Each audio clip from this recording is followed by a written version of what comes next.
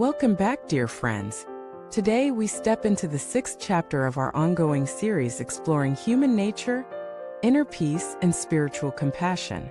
This time we dive deep into a subtle, yet universal question: why do we so often hurt the people we love the most? And more importantly, how can we evolve to become truly compassionate beings, not just in form but in essence? To hurt someone intentionally is cruel, but to hurt someone unintentionally is tragic. And yet, it's the latter that most of us are guilty of time and again. We lash out when we're tired, say unkind things when we're overwhelmed, and retreat into silence when words are needed the most. Not because we don't care, but precisely because we do. It is in our closest relationships where the walls are down, the masks are off, that our rawest selves emerge. But here's the paradox: the people who love us most are also the ones we wound the deepest.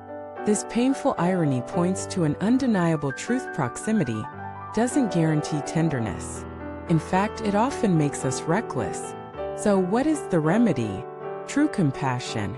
And not the kind that preaches in temples or meditates on mountains, but the kind that restrains itself in a moment of irritation, that listens when it would rather lecture, that chooses silence over sarcasm, and understanding over ego.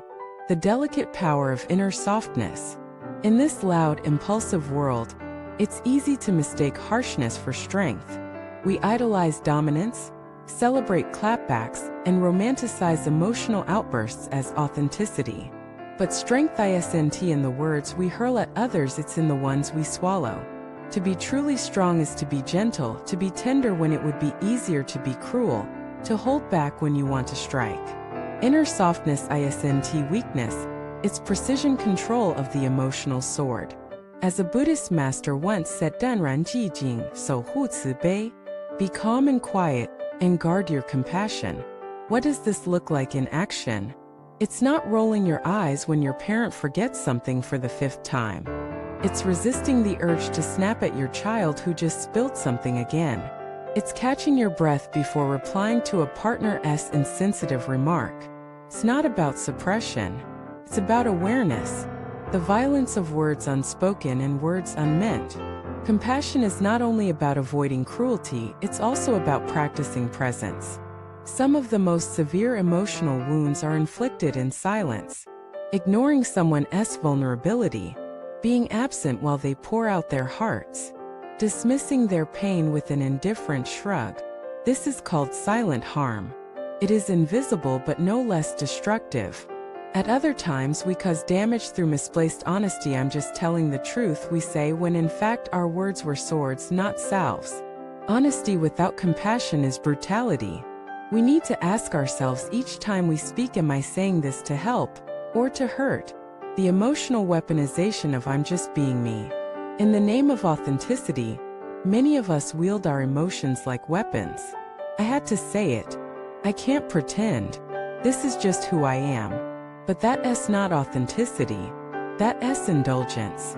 True self-expression includes the responsibility to choose when and how to express.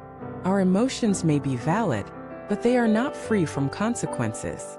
You are not less real if you choose kindness over candor. You are more evolved. When love becomes a casualty of familiarity, why do we hurt the ones we love? Because we assume they'll stay. We believe love is unconditional, and we take that as permission to be our worst selves around them. We strip away politeness, remove gentleness, and let impatience reign. We save our best behavior for strangers and our worst for those who deserve better. But what if we could reverse that? What if love meant putting in extra effort, not less? What if intimacy was a reason to be more careful, not careless? Practicing compassion as a daily discipline. If we want to become truly compassionate people, we must treat it as a discipline, not a trait. Try this daily practice. At the end of each day, ask yourself, did I hurt someone today? Even unintentionally. If yes, don't justify. Make amends. Even a simple I'm sorry can heal what logic cannot. If not, ask yourself, did I go out of my way to make someone feel seen, safe, understood? True compassion starts not from grand gestures, but from these subtle daily choices. Being gentle with yourself is also compassion. This journey is not only about how we treat others, it's also about how we treat ourselves. Every time you beat yourself up for your past mistakes, criticize your flaws harshly, or punish yourself with guilt, you are violating the same principle of compassion. You must learn to offer to yourself the same softness you yearn to give others. Compassion doesn't mean being passive. Being compassionate doesn't mean you become a doormat. It doesn't mean tolerating abuse, enduring toxicity, or suppressing your voice. It means learning to speak with firmness and kindness. It means creating boundaries that protect both yourself and others from emotional chaos. It means knowing when to walk away, not with bitterness but with wisdom. The cost of a sharp tongue is a fractured heart. A moment of rage can undo years of love. A single sentence spoken in anger can leave a wound that 1,000 apologies cannot heal. So pause, breathe, ask yourself before you speak, is it true? Is it necessary? Is it kind? If not, don't say it. The sacred pause, your shield against harm. One of the greatest tools on the path of compassion is the pause. The pause before replying. The pause before judging. The pause before reacting. Within that pause lies your power, your evolution, your compassion. Let go of the illusion of control. Sometimes the harm we cause comes not from anger but from our desire to control. We say it's for your own good when in reality, we are trying to force our will upon others. Let go.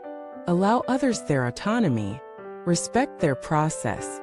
Compassion is not domination, it is humble observation. The practice of repair, a core element of true love. No one is perfect. Even the most compassionate people fail.